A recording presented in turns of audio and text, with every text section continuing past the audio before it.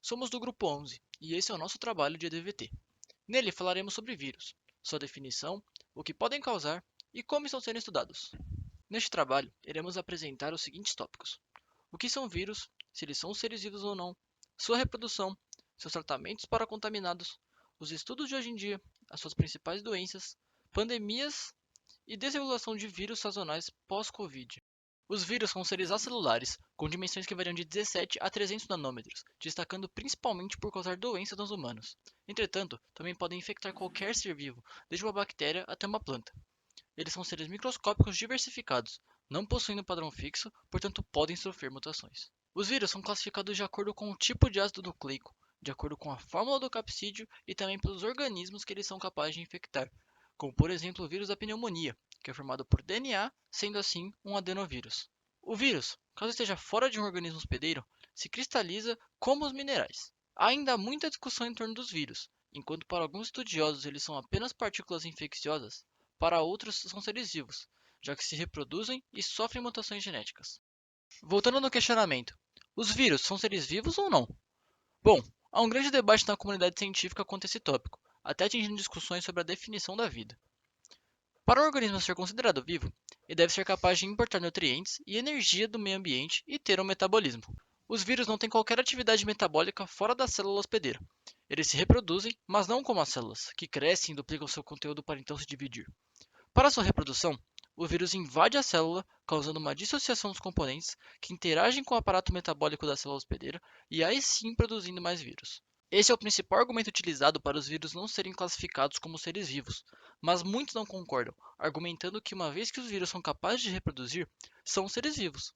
Outros também levam em conta a presença massiva de vírus em todo o reino animal e também a sua origem, tão antiga quanto a vida. A estrutura básica de um vírus é composta de dois componentes apenas: algum tipo de ácido nucleico, sendo DNA ou RNA, e um envoltório feito de proteínas, chamado de capsídeo. Ao conjunto de capsídeo e ácido nucleico, demos o nome de núcleo capsídeo.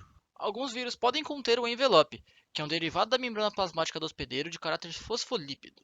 A reprodução dos vírus de DNA basicamente ocorre através de dois tipos de ciclos: o ciclo lítico e o ciclo lisogênico. Contudo, no ciclo lítico, a célula hospedeira é destruída, enquanto no ciclo lisogênico o hospedeiro é preservado. Os vírus de RNA multiplicam-se de forma semelhante aos vírus de DNA. A diferença é que os vírus de RNA utilizam diferentes mecanismos de síntese de RNA mensageiro. Na imagem a seguir, são mostrados dois tipos de reprodução dos vírus de DNA, o ciclo lítico e o ciclo lisogênico. O vírus infecta uma célula por meio do tropismo viral, que é a capacidade de um vírus infectar especificamente determinadas células de um organismo vivo e não outras. Por exemplo, o vírus HIV, que infecta os linfócitos TCD4+, já que essas células do sistema imune têm receptores para eles se ligarem. Os linfócitos são um dos tipos dos nossos glóbulos brancos do sangue, que atuam no sistema de defesa do corpo humano. Assim, esse tropismo é determinado pelos receptores presentes em determinadas células do hospedeiro.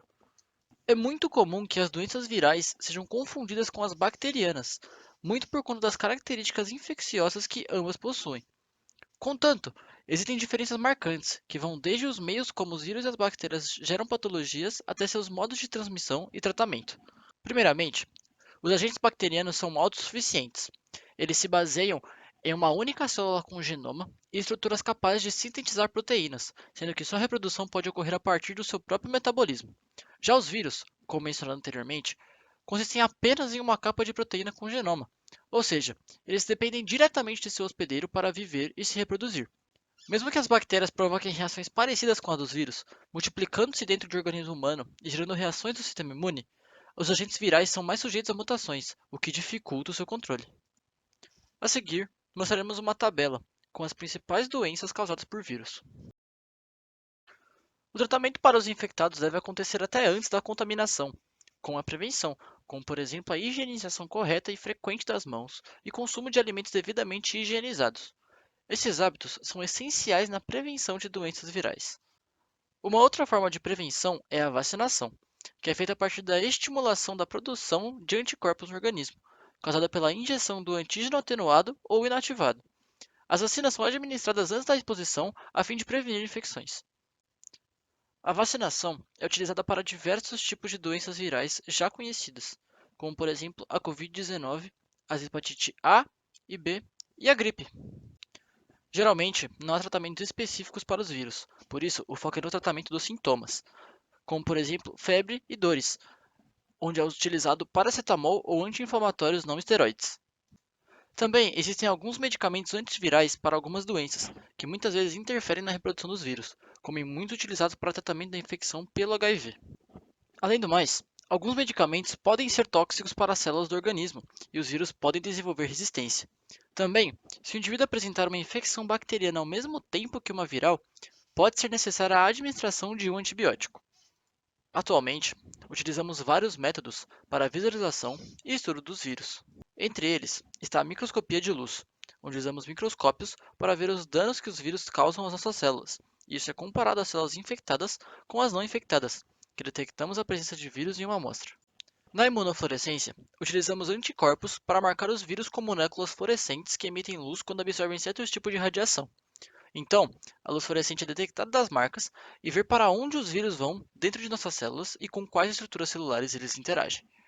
A microscopia de superresolução é usada para localizar áreas de uma célula infectada com mais precisão.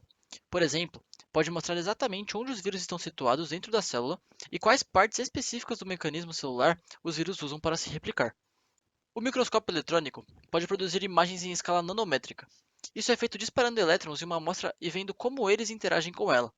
Um computador então interpreta essas informações para produzir uma imagem, nos permitindo investigar visualmente os diferentes estágios da infecção do vírus dentro das células. A cristalografia nos permite ver as estruturas com ainda mais detalhes, em nível atômico.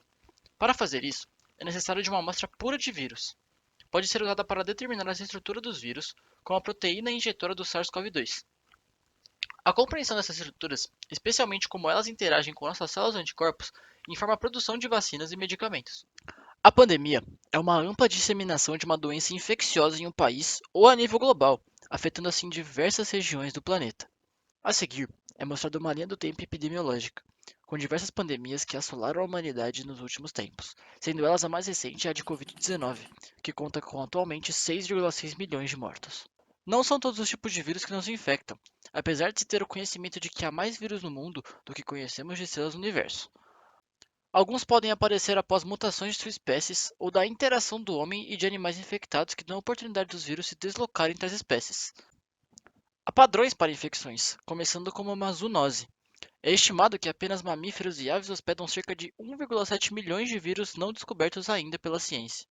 A maioria dos vírus que infectaram os humanos e causaram pandemias foram vírus de RNA, devido à sua flexibilidade genética, pois codificam seus genomas de RNA. Quando comparados com os vírus de DNA, os que possuem RNA tendem a ser menos complexos na cópia de seu material genético. Sendo assim, introduzem uma alta taxa de mutações, criando uma diversidade nas populações virais, permitindo que se adaptem melhor ao meio ambiente inserido. Segundo alguns estudos, algumas infecções sazonais sofreram mutações devido à pandemia do Covid-19, ou seja, uma mudança no código genético dos vírus do dia a dia, especialmente os vírus associados a problemas respiratórios, como o vírus da gripe. Durante o ano de 2020, foi observada uma queda nos casos de pacientes contaminados por esses vírus em relação a antes da pandemia. O laboratório de Foxman, da Universidade de Yale, explica isso pela teoria de epidemia gêmea, que, após a contaminação pelo Covid-19, o sistema imunológico entra em estado de alerta, expulsando os outros vírus. Outros estudos recentes mostraram que as cepas antigas foram extintas devido às medidas de restrições e isolamento do Covid-19, e que apenas uma única linhagem sobreviveu a todos esses bloqueios. Acredita-se que, futuramente, o Covid se torne apenas mais um vírus sazonal de inverno. Esse foi nosso trabalho de DVT sobre os vírus. Espero que tenham gostado e sanado suas dúvidas. Obrigado.